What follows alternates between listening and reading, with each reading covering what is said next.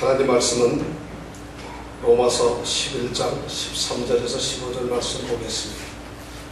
로마서 11장 13절에서 15절 말씀 다 같이 한 목소리로 오늘 말씀을 읽도록 하겠습니다.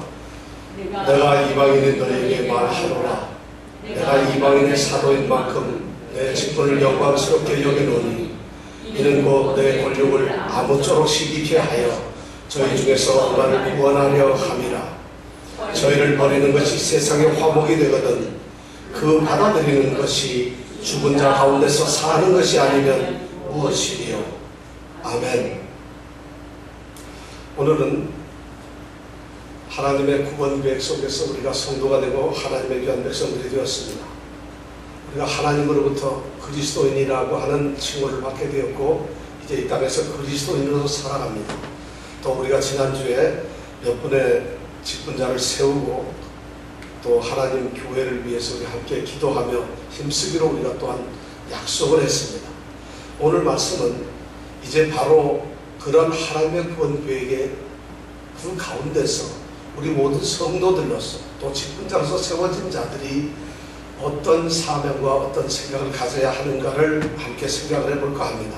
사실 오늘의 말씀은 그런 것을 우리에게 권면하는 말씀은 아니지만은 사도 바울이 자기 자신의 직분을 영광스럽게 여기면서 이방인의 사도라고 하는 자기의 사역이, 자기의 직분이, 자기가 하나님께로부터 받은 소명이 너무 영광스러워서 그것을 영광스럽다고 고백하며 그 직분을 찬양하는 이 순간에 우리가 이 말씀을 통해서 우리에게 동일한 은혜가 넘쳐나기를 우리가 사모해 봅니다. 하나님 구원의 계획에 있어서 이스라엘은 하나님의 구원에서 결코 배제되는 것이 아니라는 것이 지금 11장에 있는 말씀입니다. 9장에서부터 우리가 쭉 말씀을 생각해 오는데 11장까지 오는 가운데서 가장 중요한 바울 사도의 관심은 이스라엘 백성들이 어떻게 되느냐 하는 것입니다. 또 유대인들, 다시 말씀드려서 로마 교회 안에 있는 대다수를 차지하는 그리스도인인 유대인들, 이방인들이 유대인들의 운명은 그리스도 안에서 어떻게 될 것인가 하는 것이 그들에게는 무척 궁금한 문제였습니다. 그런 문제를 바울 사도는 11장에 들어와서 이제 구체적으로 이야기를 합니다. 지금 바울이 살고 있는 그 시대에 보면은 하나님의 선택된 백성인 이스라엘이 교회의 구성원으로서 별로 들어오지 않고 있어요. 예수를 안 믿고 있어요. 그리고는 예수를 거부하고 거절하면서 오히려 예수를 믿는 사람들을 핍박하는 이런 행동을 보이고 있습니다. 그러한 이스라엘 사람들은 어떻게 될 것인가? 여기에 대해서 바울 사도는 11장 1절에 이렇게 말을 했죠. 내가 너에게 말하노니 하나님이 자기 백성을 버리셨느냐? 그럴 수 없느니라. 이런 말씀을 했어요. 하나님께서는 자기 백성을 버리시지 않는다고 말씀을 합니다. 자기 백성 곧 이스라엘을 버리시지 않았어요. 버리시지 않는다는 이 말씀을 하셨고 또 11장 11절에서는 그러므로 내가 말하노니 저희가 넘어지기까지 실족하였느냐? 그럴 수 없느니라. 또 하고 동일한 말씀을 바울 사도는 하고 있습니다. 하나님께서는 자기 백성인 이스라엘을 모두 버리신 것이 아닙니다. 전부 버리신 것이 아니라 하나님의 은혜로 택하심을 따라서 남은 자들을 남겨두셨다는 그것이 바로 이스라엘 중에서 참 이스라엘을 말하고 있습니다.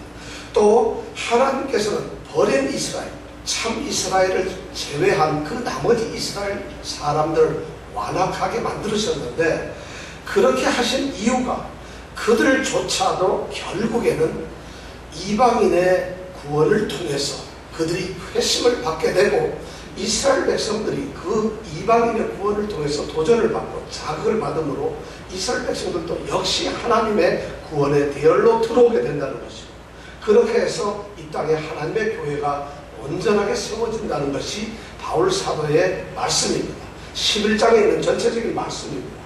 이런 내용을 바울 사도는 지금 말씀을 하면서 느닷없이 오늘 13절에 있는 말씀이 튀어나옵니다. 내가 이방인인 너희에게 말하노라.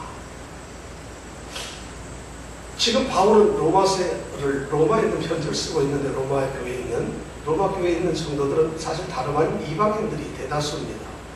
그런데 새삼스럽게 그들에게 편지를 자그마치 10장까지 써왔고 지금 11장을 쓰고 있는데, 그러면서 다시 내가 이방인인 너희에게 말하노라, 이런 말을 하게 되는 이유가 무엇일까? 사실 이 말이 굳이 나올 필요가 있었을까? 이 말이 아마 쓰게 된 동기는 이런 거 아니겠습니까? 이제 이방인인 로마 교회 성도들, 당신들이 특별히 더 깨닫고 특별히 더 마음에 새겨야 될 그러한 문제들이 있다는 것을 이제 암시하고 있다는 거죠. 아니면은 지금 바울 사도가 이야기하고 쓰고 있는 이 말씀 자체가 이제 너무 소중하기 때문에, 하나님의 교회 안에 있는 그리스도인들에게 너무 귀중한 말씀이기 때문에 다시 이방인들에게 주의를 환기시키면서 이 말씀을 하고 있는 것이 아닌가 생각이 듭니다. 물론 우리는 알 수 없습니다만은 바울이 이 편지를 쓴 그 심정으로 우리가 돌아갔을 때 바울은 그러한 마음으로 아마 이 편지를 쓰고 있다는 것입니다. 그러면서 바울 사도는 또 하나 조금 염려를 하는 것이 있었을지 모르겠습니다. 왜냐하면 본인은 이방인의 사도로서 로마 교회에 가보진 않았지만은 이방인들을 세우고 이방인들을 복음으로 인도하는 그런 복음 사역자 사도로서 일을 하는데, 이방인들의 사도로 스스로 자청을 하면서 이방인의 사도라고 하는 그런 긍지를 가지고 있으면서 지금 9장서부터 나오는 모든 말씀을 기록한 걸 보면은 이방인에 대한 어떤 특별한 것을 이야기하는 것이 아니라 오히려 유대인들을 구원하는 문제들, 유대인을 살리는 문제들, 유대인에 대한 그런 것들을 먼저 이야기하고 있다는 것이에요. 그러니까 이스라엘 백성들을 생각하면서 그들을 구원을 시켜야 된다는 이런 이야기를 하고 있을 때에 혹시 로마 교회에 있는 이 이방인 성도들이 바울 사도는 이방인의 사도이면서도 겉으로만 그렇지 속으로는 이스라엘 백성들, 자기 백성인 유대인만 생각하는 거로구나, 혹시 이런 오해를 할 수도 있지 않겠는가 해서 바울 사도는 지금 이 말씀을 꺼내고 있습니다.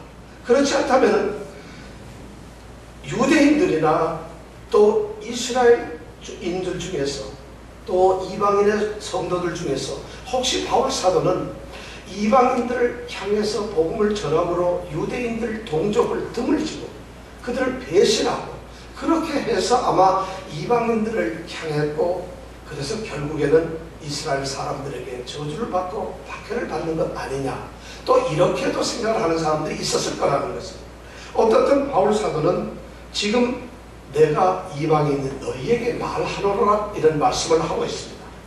사실 바울 사도는 냉정하게 따지면 이방인의 사도이지만 그의 가슴 속에 가장 불타오르는 것은 바로 자기의 사랑하는 동족인 유대인들 이스라엘을 생각하는 것이라는 것을 우리는 이미 생각했습니다. 9장 1절부터 3절에 보면 이렇게 말씀을 하고 있죠. 내가 그리스도 안에서 참말을 하고 거짓말을 아니하노라.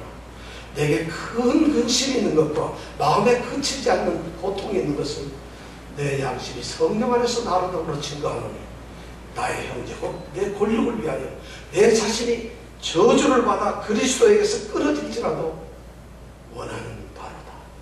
이런 말씀을 했어요.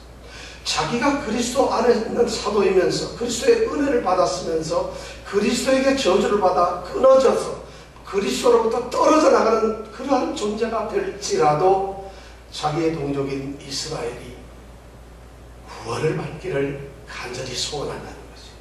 그뿐만 아니라 10장 1절에 보면 다시까지 얘기합니다. 형제들아, 내 마음에 원하는 바와 하나님께 구하는 바는 이스라엘을 위함이니 곧 저희로 구원을 얻게 합니다. 바로 그런 것이 끊임없이 그의 마음속에서 갈등하고 고민하고 걱정하고 염려하며 끊임없이 그가 추구하는 것은 바로 이스라엘의 구원이었어요. 하나님께 외치는 것도 그것이었다는 것이죠. 그러한 바울 사도가 지금 이방인인 너희에게 말하노라 이런 말씀을 하면서 분명하게 자기의 마음은 이렇지만은 그가 하나님께로부터 어떤 사명감, 이방인의 사도라고 하는 이것을 본인이 영광스럽게 생각을 하고 있다는 거죠. 그래서 지금 오늘 이 말씀을 하고 있습니다. 내가 이방인 너에게 말하노라. 이 말을 내가 하는 이유는 이제 내가 왜 유대인들에게 이토록 관심을 갖고 애정과 관심을 쏟는지, 그리고 교회 안에서 하나님의 구원 이 역사, 구원의 그 섭리 안에서 유대인과 이방인들의 관계는 어떻게 되어야 하는 것인지, 그것을 이제부터 내가 얘기할 테니까 잘 들어라 하는 이런 말씀으로 오늘 내가 이방인인 너희에게 말하노라, 이런 말로 시작을 합니다. 그러면서 그 다음 따라 나오는 말이 뭐냐 하면은 내가 이방인의 사도인 만큼 내 영광을, 내 직분을 영광스럽게 여긴다 하는 말씀을 합니다. 사도는 자기 동족인 유대인들 그리고 이방인들에게 이렇게 많은 관심을 가지고 있는 이유가 자신이 이방인의 사도이기 때문에 그렇다고 지금 말씀을 합니다. 내가 이방인의 사도이기 때문에 나는 내 직분을 자랑스럽게 여기고 있다. 내가 이방인의 사도인 그 사도의 자격으로서 이방인 너희들에게 말을 하는 것이다. 이렇게 말을 하면서 그는 자기의 직분을 영광스럽게 생각하고 있습니다. 자, 여기서 우리는 바울 사도가 자신의 직분을 영광스럽게 여기는 그러한 장면을 보게 됩니다. 자기의 직분을 영광스럽게 여긴다. 이 자기의 직분을 왜 영광스럽게 여길까? 바울 사도는 왜 자기의 직분을 존귀한 것으로 생각을 하고 있을까? 어떻게 자기의 직분을 영광스럽게 생각할 수 있었을까? 도대체 무엇이 자기의 직분을 그렇게 영광스럽게 만들었을까? 하는 것을 오늘 이 말씀을 통해서 우리가 한번 생각을 해보려고 합니다. 오늘 말씀에 13절, 14절, 15절 말씀 속에 보면은 첫 번째 우리가 바울 사도가 자기의 직분을 영광스럽게 여기는 이유는 자신이 독특하고도 좀 특별하게 이방인의 사도가 될 것이라고 하는 그런 소명을 받아서 이제 자신이 바로 이방인의 사도로 세워졌다는 그 사실 자체가 자기에게는 영광스러운 것으로 받아들여지고 있다는 것입니다. 바울 사도는 성경 여러 군데서 사도행전이나 갈라디아서나 에베소서 모든 성경 중에서 자신이 하나님으로부터 우리 주님으로부터 소명을 받고 부르신 것에 대한 고백과 회상을 여러 번 했습니다. 특히 사도행전 9장 15절에 보면은 바울 사도가 이제 예수를 믿는 그리스도인들을 박해하기 위해서 다메섹으로 갈 때에 주님을 만나게 됩니다. 그때 다메섹 성 안에 있던 우리 아나니아라고 하는 이 선지자의 말을 통해서 바울 사도의 소명을 우리는 알게 됩니다. 그것이 9장 15절에 있는 말씀인데, 아나니아가 바울이 하나님의 교회를 핍박하고 하나님의 성도들을 잔해하는 그런 핍박자, 박해자인데 어떻게 내가 그에게 가서 그에게 안수하며 그를 세울 것이냐 하는 것을 주님께 물었을 때 주님이 대답하신 말씀이 바로 사도행전 9장 15절에 나옵니다.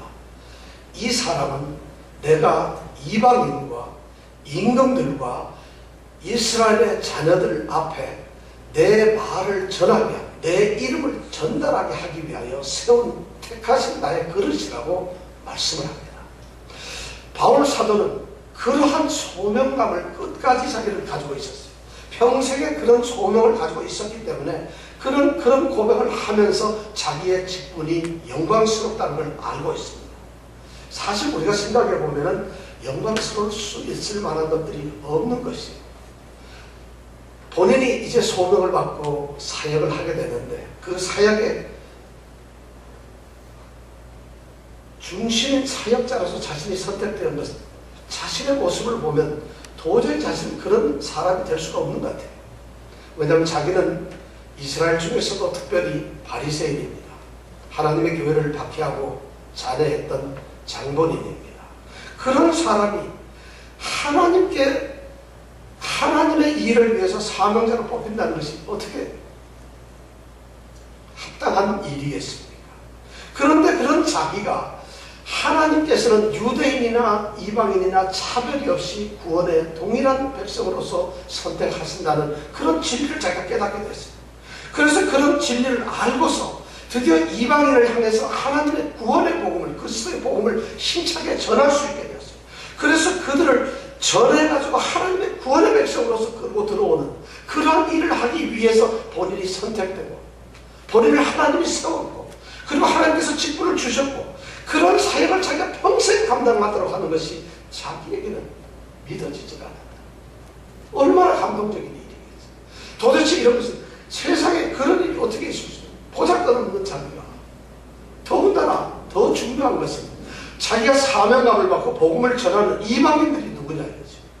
그들은 훌륭한 귀족 가문에 태어난 사람들이 아니라 어떤 권력이나 명예를 가지고 있는 신분적으로 대단한 사람들이 아니라 유대인들로부터 그들은 개와 같은 존재들이고 버림을 받은 하찮은 존재들입니다. 세리와 같이 멸시를 받고 천대를 받는 유대인들로부터 선택되지 못한 그러한 천박한 사람들로서 버림받은 존재들로서 약속 외에 있는 사람들로서 역임을 받고 있는 그런 이방인들을 대상으로 해서 본인이 사역자로 세워졌다는 것이에요. 그래서 그들을 향해서 그가 복음을 전한다는 것이에요. 어떻게 이것이 그에게 영광스러운 직분으로 다가올 수가 있겠습니까? 그런데 바울 사도는 그 자신의 직분을 영광스럽게 생각하고 있다고 여기서 오늘 고백을 하고 있습니다. 우리는 이 바울의 마음을 성경 다른 곳 에베소서 3장 6절에서 8절까지의 말씀을 통해서 조금 이해를 할 수가 있습니다. 3장의 에베소서 3장은 이런 말씀입니다. 하나님께서는 태초로부터 비밀을 가지고 계셨는데 그 비밀의 경륜이 무엇이냐면은 이방인들에게도 복음을 전해서 하나님의 교회를 유대인과 이방인들을 통틀어 세우는 온 세상의 인류를 하나님의 백성으로 삼는 이러한 비밀 경륜을 가지고 계셨어요. 그래서 이방인들이 복음으로 말미암아 3장 6절에 보면 이 이방인들이 복음으로 말미암아 그리스도 예수 안에서 함께 후사가 되고 함께 지체가 되고 함께 약속에 참여하는 자가 되라 이런 말씀을 가지고 그런 소명이 있었다. 그래서 7절에 보면 그래서 바울 사도로 스스로 고백하기를 이 복음을 위하여 그의 능력이 역사하시는 대로 바로 하나님이 역사하시는 대로 내게 주신 하나님의 은혜의 선물을 따라 자기가 내가 일꾼이 되었다고 얘기합니다. 내가 하나님의 일꾼이 되었다. 그러면서 8절에 그가 고백하는 말이 뭐예요? 모든 성도 중에 지극히 작은 자보다 더 작은 나에게 이 은혜를 주신 것은 측량할 수 없는 그리스도의 풍성을 이방인에게 전하게 하셨습니다. 바로 이런 말씀. 우리는 여기에서 바울 사도가 그의 직분을 영광스럽게 여기는 이유를 몇 가지를 살펴볼 수가 있어요. 첫째, 그의 사명, 그의 사역에 대해서 그가 그의 직분을 영광스럽게 생각하는 이유는 누가 나를 세웠는가 하는 것에 대한 분명한 의식이 있었다는 것이에요. 그 능력에 역사하시는 대로 그의 능력, 하나님의 능력, 하나님께서 자신에게 능력으로 역사하셔서 그의 능력, 자기에게 주신 하나님의 은혜의 선물이 있었다는 것이죠. 바로 하나님께서는 하나님의 복음을 위해서, 하나님의 뜻을 위해서, 하나님의 계획을 위해서, 하나님이 원하시는 하나님의 나라를 세우시는 것, 하나님의 통치를 위해서 하나님께서는 이 자신을 세웠다는 것이죠. 선택하시고 하나님이 쓰시려고 자기를 사용하시려고 자기를 불렀다는 것이죠. 이것이 그에게는 가장 큰 영광이었어요. 사실 어떤 사람이 누구에게 불림을 받고 어떤 사람에게 인정을 받느냐는 것은 사실 너무 소중한 일입니다. 우리는 세상에서 그래서 대통령과 한번 사진을 하면은 사진을 한번 찍으면 그 사진을 찍어가지고 자기 집에다 걸어놓고 이럽니다. 이번 한국에서 선거하면서 대통령과 악수하는 사진을 이렇게 선거 유세한테 걸어놨는데 가만히 봤더니 그 사진이 악수한 게 아니라 합성을 해서 자기가 다른 사람하고 악수를 하는 거고 대통령은 다른 사람하고 악수하는 걸 이렇게 합성을 해서 마치 자기가 한 것처럼 이것이 들통이 나가지고 그 사람이 후보 사퇴하고 떨어졌다 이런 얘기를 제가 또 들었습니다. 우리 사람들은 이 땅에서 누가 자기를 세웠느냐, 누구와 가깝느냐, 누가 나를 불렀느냐 하는 것이 자기의 어떤 대단한 명예와 긍지를 삼는데 그것이 영광스럽잖아요. 여러분들 그렇지 않으세요? 그렇지 않으세요? 여러분? 예를 들어서 오바마 대통령이 오늘 저녁에 갑자기 전화를 불러가지고 3년 뒤에 나하고 전술을 한번 같이 먹자. 이래도 기쁘지 않겠어요? 바로 오늘 바울 사도에게 그가 직분에 대해서 영광스럽게 생각하는 것은 에베소에 있는 말씀을 통해서 보면은 하나님이 그의 능력을 따라서 자기 가운데 역사하면서 내게 선물을 주셨다는 것이, 하나님 은혜의 선물을 주셨는데 그것이 비록 내가 일꾼이라는 것이, 하나님께서 나를 부르셨다. 우리 성도들, 우리 그리스도인들이 바로 하나님이 선택한 성도들이라는 의식을 갖는 것이 중요하다는 것입니다. 여러분, 성도라고 하는 이름이 얼마나 귀중하고 존귀한 것인지, 거룩한 무리들, 거룩하다는 것은 뭐예요? 거룩한 무리. 여러분, 우리가 거룩하다는 무리는 뭐가 잘났다 이런 뜻이 아니라 세상으로부터 이렇게 구별을 해놓았다는 것이에요. 세상 사람들이 우글우글거리고 살고 있는데 그 중에서 하나님께서는 이 하나님의 이름으로 사람들을 불러서, 바로 우리를 불러서 이 사람들을 따로 구별을 해두셨다는 거예요. 그것이 바로 우리 성도라는 거죠. 이 성도가 얼마나 귀한 존재인지 몰라요. 그래서 바울 사도는 교회에 편지를 쓰면서 계속 그리스도 안에 있는 성도들, 하나님 안에 신실한 자들, 이렇게 계속 그들을 부르고 있어요. 바로 바울 사도는 본인이 하나님의 부르심을 입은 그런 사도라는 그런 사명감 때문에, 그 부르심 때문에 영광스럽게 여기고 있습니다. 우리 성도도 동일하게 그런 것이다. 하물며 직분자는 바로 그런 거 아니겠습니까? 바울 사도가 자기의 직분을 영광스럽게 여기는 두 번째 이유는 바로 이 직분 때문에 그런 것이에요. 사실 중요한 겁니다. 하나님이 부르셨는데 이 직분이 바로 하나님의 직분이라는 것이에요. 내가 이 직분을 만들어 놓고 내가 이 직분을 내가 세워서 내가 하는 것이 아니라 하나님께서는 그러한 직분을 만들어 두셨다는 것이에요. 그런 직책을 두셨다는 것이에요. 이 직분의 존엄성, 여러분들 한번 보세요. 하나님이 사도라는 것을 세워두셨어요. 그 직분은 세상의 직분이 아니라 하나님이 세워놓은 직분이라는 것이에요. 그러니까 이 말씀은 뭐냐면 직분이 중요한 것이지 직분을 맡고 있는 그 자리에 앉은 사람이 중요하다는 것이 아니에요. 우리는 이 세상에서 착각을 하는데 하나님께서 세워주신 그 직분이 존귀하다는 것이에요. 바로 바울 사도는 그 직분이 너무나 존귀하고 그 직분이 너무나 귀하기 때문에 그 직분에 맞도록 자기가 행동할 수밖에 없는 그 직분의식을 가지고 있었다. 신분의식을. 그러니까 그것이 영광스러울 수밖에 없다는 것입니다. 바울 사도는 그 직분을 영광스럽게 하고 싶었어요. 바로 사도라고 하는 그 직분 자체를 영예롭게 만들고 싶었다는 것입니다. 그리고 그 직분에 자기가 참여하는 것이 얼마나 영광스러운지 몰랐어요. 그리고 그 직분의 영광을 어떻게 하든지 그것을 선포하고 그 직분의 영광이 더 드러날 수 있도록 본인이 그렇게 헌신하고 자신을 투신하는 것이 자기의 사명이라고 생각했다는 것입니다. 오늘 우리 성도들, 우리 직분자들에게 또 묻습니다. 얼마나 중요한 거지. 이것이 교회가 세우는 것도 우리가 세우는 것도 아니라 하나님이 세우시는 것이에요. 교회를 위해서 세우는 것이에요. 하나님께서 세우신다는 것이에요. 그럼 직분이 내가 생각하고 내가 원해서 만든 그런 직분이 아니라면 그 직분에 대해서 우리가 더럽게 해서는 안 돼요. 그 직분을 존귀하게 만드는 것이에요. 정말 그렇습니다. 성도들 자체가 그렇다. 성도들이 얼마나 존귀한 것이에요. 영어에 보면은 이런 말이 있어요. 더러움이라는 것은 그 자리를 떠났을 때 생기는 것이다. 이런 말을 하고 있어요. 여러분, 이 말이 선뜻 이해합니다. 더러움, 추함 이런 것은 그 자리를 떠났을 때 그런 문제가 생긴다. 예를 들어서 물고기가 물속에 있지 아니하고 물고기에 마땅히 있어야 될 그 본물을 떠나서 길바닥에 나오면 말라서 금방 죽습니다. 그리고 썩어요. 아름다운 진흙덩어리로 우리가 무엇을 만들 수 있는 그 진흙덩어리가 방 안에다 놓여 있으면 더러운 것이 되고 말아요. 도자기 속에서 그 진흙덩어리가 그냥 있을 때 가장 아름다운 완성된 어떤 예술품으로 나오는 것이죠. 근데 그것이 있어야 할 곳에 있지 않으면 더러운 것이 되고 많은 것이 되는 것이죠. 바로 바울 사도는 그 직분이라고 하는 것, 이 직분 의식이 있어요. 오늘 교회에서 가장 심각한 문제는 우리 성도들이 성도 의식을 갖지 않는 것이죠. 그리스도인 의식을 갖지 않는 것. 이것이 기독교의 가장 비극이고 가장 취약점이에요. 놀라지 마십시오.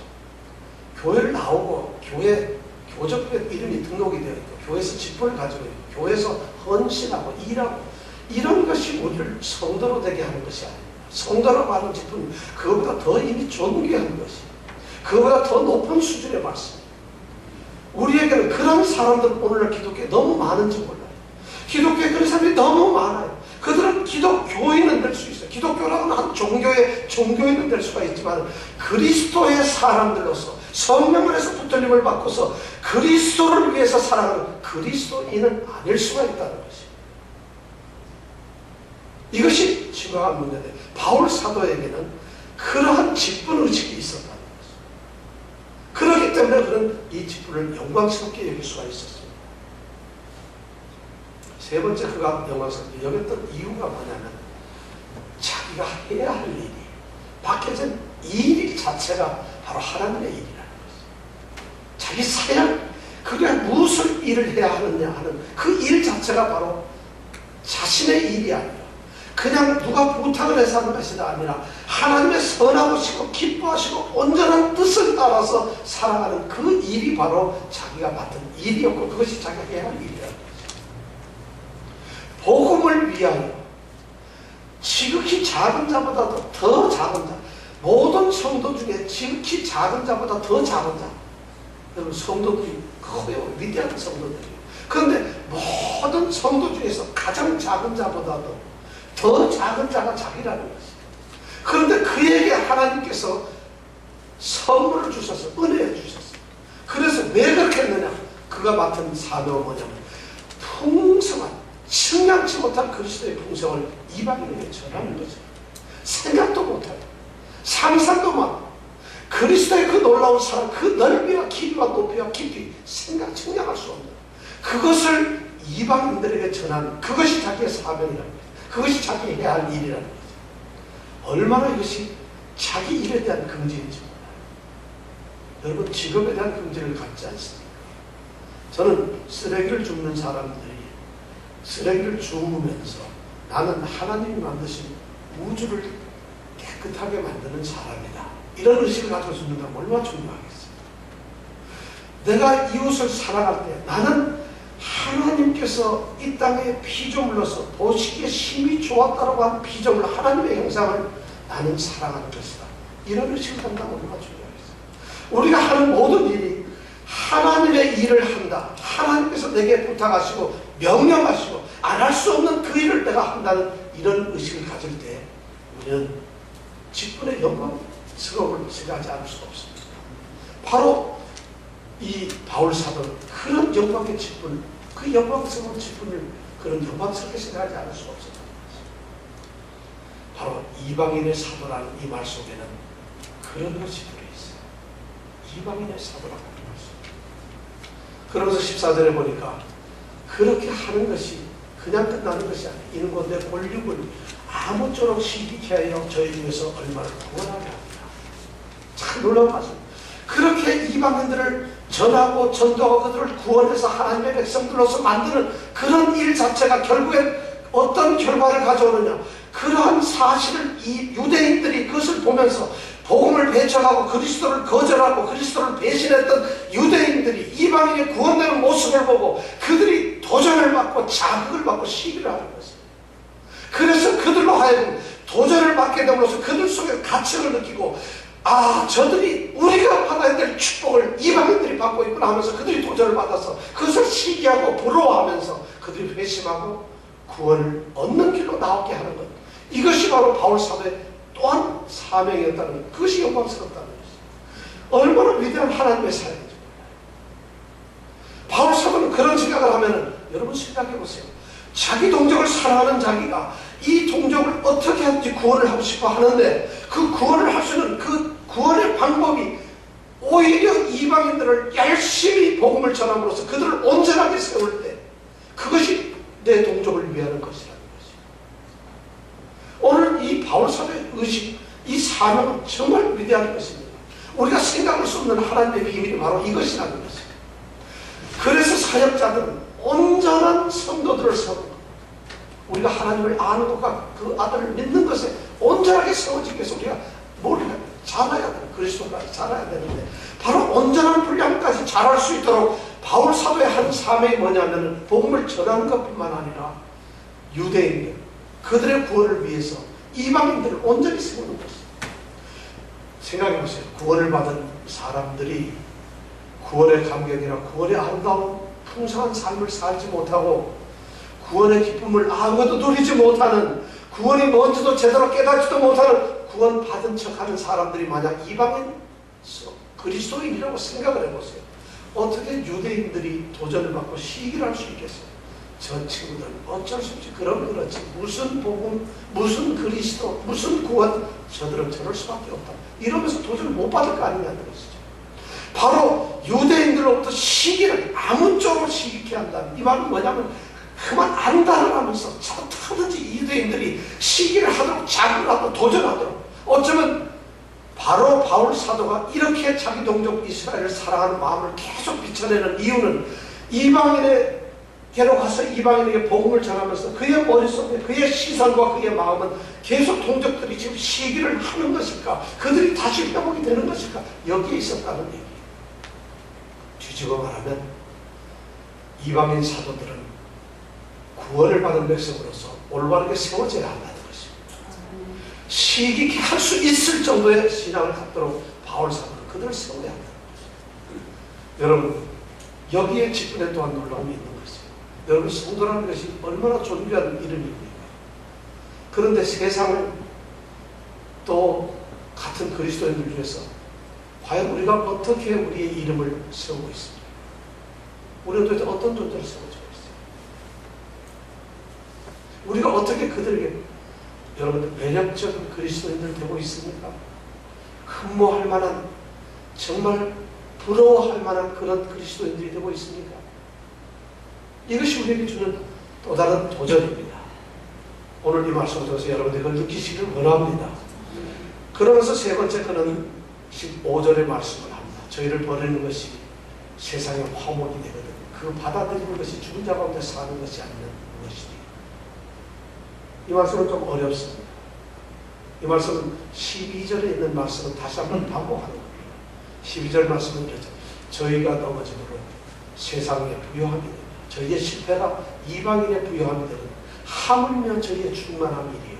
이 말씀을 다시 확대하는 것입니다. 12절에서 이렇게 말합니다. 저희의 넘어짐, 저희의 실패, 유대인들의 넘어짐으로 실패한 그것이 세상과 이방인들의 부요함이 되었다면 그들이 넘어지고 실패하는, 실족하는 그런 것이 아니라 유대인들이 충만하게 된다면 이방인들의 이 구원의 역사는 얼마나 더 화려할 것이냐는 그 말씀입니다. 그것을 다시 15절에서 그런 말을 합니다. 자, 저희들이 넘어지고 저희들이 버리는 것, 유대인들을 버려버림으로써 세상이 그리스도 안에서 그리스도의 피로 그리스도의 십자가의 공로로 하나님과 화목되는 역사가 일어났다고 한다면은 만약에 하나님께서 또 역사하시고 자기를 통해서 유대인들을 모두 다 그들을 받아들이는 것이 일어난다고 만약 한다면은 그런 일이 일어난다고 한다면 그 결과는 죽은 자 가운데 사는 것, 그런 것과 같은 놀라운 일이 일어날 거라는 것이죠. 여기서 죽은 자 가운데서 사는 것이라는 이 말씀을 어떻게 해석을 해야 될지 모르겠습니다만 성경에는 여러 가지 해석의 방법을 신학자들이 얘기하고 있어요. 뭐 영광스러운 부활이다, 영광스러운 성도의 모습의 회복이다 이러는데 사실은 이 말씀은 그런 의미는 아니고 제가 보기엔 이렇습니다. 교회 안에서 유대인과 이방인들이 하나가 되었어요. 유대인들만 지금 교회에 가득 차고 있는 그 현실을 바라보면서 하나님의 구원의 섭리는, 하나님의 나라는, 하나님의 교회는 유대인들도 채워져서 하나님의 선택된 백성들 그들이 다시 회복되어서 돌아와서 버려졌던 유대인들과 그리고 처음부터 버려졌던 이방인들이 가득 채워지는 영광스러운 충만함을 오늘 바울 사도는 15절에서 얘기하고 있어요. 바로 교회의 충만함을 세우는 그 사역이 자기의 사역이기 때문에 자기는 영광스럽게 생각하지 않을 수가 없다는 것이죠. 다시 에베소서에 가면 바울 사도는 2장 14절에서부터 22절까지 아름다운 교회의 모습을 얘기를 하고 있어요. 바울 사도는 이런 얘기를 하고 있어요. 예수 그리스도께서 몸을 직접 찢으셔서 그리스도께서 십자가에 돌아가시므로 우리를 구원했어요. 그는 우리의 화평이신지라 둘로 하나를 만드사, 둘로 중간에 막힌다고 보셨어요. 14절에 있는 말씀. 그 다음에 또 뭘 했냐면 이 둘로 자기 안에서 한 세 사람을 지어서 화평하게 했어요. 그리고 16절에 가면 뭐냐면 십자가로 이 둘을 하나님께 화목하게 했다. 다시 말해서 세상 유대인들과 이방인들의 반목을 깨뜨리면서 그 둘을 하나로 만든 거. 그들이 둘이 하나가 돼서 이제 이들이 하나님과도 화평한 그런 존재들을 만들었다. 그래서 18절에 보면 이는 저로 말미암아 이 둘이 한 성령 안에서 아버지께 나아감을 얻게 하려 합니다. 바로 이 유대인이나 이방인이나 할까지 세상의 모든 사람들이 하나님의 택하신 자들은 전부 하나님의 나라 교회로 돌아오고 하나님의 나라로 돌아와서 아버지께로 한 성령 안에서 나아가는 이러한 영광을 바울 사도는 바로 그 사명을 가지고 있었다는 것입니다. 그러면서 그가 21절 에베소서 2장 21절 22절에 뭐라 그의 안에서 건물마다 서로 연결하여 주 안에서 성전이 되어간다. 주 안에서 서로 연결이 돼서 주 안에서 성전이 되어간다. 너희도 성령 안에서 하나님의 거하신 처소가 되기 위하여 예수 안에서 함께 지어져 가느니라. 바로 우리가 하나님의 거하신 처소가 되는 거예요. 위대한 하나님의 나라가 세워서 하나님의 교회가 충만하게 되는 이러한 것을 꿈꾸고 있는 것, 이런 사명을 바로 바울 사도는 가지고 있었기 때문에 그 직분의 영광스러움을 느끼지 않을 수가 없었다는 것입니다. 결론적으로 말씀을 드립니다. 왜 직분을 영광스럽게 여겨야 될까요? 버려진 이방인을 향한 귀한 직분이기 때문에 그렇습니다. 우리가 성도가 된 것, 우리가 직분자로서 세워진 것은 바로 그러한 사명이 있습니다. 그래서 세상으로 하여금 시기나게 할 수 있는 그런 믿음의 사람들, 성도들 온전케 하는 봉사의 일을 하는 것입니다. 그렇게 해서 결국에는 뭐냐? 하나님의 아름다운 나라 그리스도의 몸을 세우는 것, 이것이 바로 직분의 사명입니다. 그래서 우리가 영광스럽게 된다는 것입니다. 오늘 이 바울사도의 말씀을 통해서 우리 사랑하는 성도들이 정말 참으로 위대한 직분의 이 영광스러움을 깨닫기를 원합니다. 여러분들 성도입니다. 성도라고 하는 것, 이거는 세상이 주는 이름이 아닙니다. 하나님이 주신 겁니다. 성도, 그 신분 어긋나지 않도록 하십시오. 너무 고귀한 신분입니다. 여러분은 어느 곳에 갈 수는 있습니다. 그러나 그곳에서 여러분들은 성도입니다. 여러분들은 무슨 일들이나 할 수 있습니다. 그러나 그 일을 하는 사람이 바로 성도입니다. 여러분은 누구를 만날 수도 있습니다. 그러나 그 만나는 사람이 바로 하나님의 성도인 것입니다. 이것을 기억하십시오. 세상으로 시기하게 할 수 있는 온전한 성도가 되시길 원합니다. 그래서 주의 교회가 안다게 세워지기를 축원합니다. 기도하겠습니다. 참으로 놀라우신 비밀의 경륜을 하나님께서는 사도에게 허락하시고 복음을 위해서 이방인들에게 그들이 함께 지체가 되고 함께 후사가 되고 하나님의 약속의 자녀들로 삼기 위해서 복음을 선포하고 그들이 그리스도의 풍성한 은혜를 선포하고 전하는 이방의 사도를 세우셨습니다. 바울 사도는 그 이방인의 사도라는 말을 들을 때, 그 말을 가슴속에 떠올릴 때, 그 말을 입 밖에 내놓을 때 그는 그 직분의 영광을, 그 직분의 영광스러움을, 그 직분을 영광스럽게 여기지 않을 수가 없었습니다. 오늘 저희들에게도 거룩한 그리스도인이라는 것, 구별된 하나님의 성도라는 이 직분의식이 우리에게 있게 하여 주시고 정말 우리가 그러한 존재로서 이 세상을 살아가는 하나님의 백성으로서 곳곳에서 살아가는, 그래서 우리가 처한 곳에서 아름다운 예수 생명교회가 세워지는 그런 놀라운 역사가 일어날 수 있도록 우리들을 지켜주시옵소서. 아멘. 예수님 이름으로 기도드렸습니다. 아멘.